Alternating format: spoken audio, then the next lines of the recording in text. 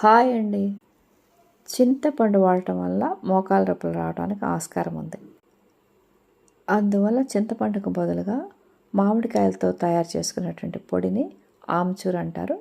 దాన్ని వాడుకుంటే ఎలాంటి ఇబ్బందులు రాకుండా ఉంటాయి. దాన్ని ఎలా తయారు చేయాలో చేసి చూపిస్తాను. ముందుగా మంచి పుల్లని మామిడికాయలు తెచ్చుకొని కడిగి శుభ్రం చేసుకొని తోలు తీసి పెట్టుకోవాలి. తర్వాత కొబ్బరి తురుముతో వాటిని బాగా తురుముకోవాలి. ఇలా తురుముకున్న దానంతా కూడా మంచి శుభ్రం చేసినటువంటి పోలిథిన్ కవర్ పైన వేసి ఎండలో పెట్టి ఎండించుకోవాలి. ఓ 2 రోజులు అలా ఎండిన తర్వాత తేమంతా పోయి ఇదిగో ఇలా తయారవుతాయి.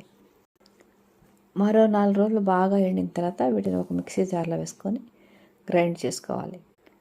మెత్తగా అయిన ఈ పొడిని జల్లెడ పట్టుకొని తర్వాత దాన్ని ఒక బౌల్లోకి మార్చుకోవాలి. అవసరమైనప్పుడల్లా చింతపండుకు బదులుగా ఈ పొడిని వాడుకుంటే ఆరోగ్యపరంగా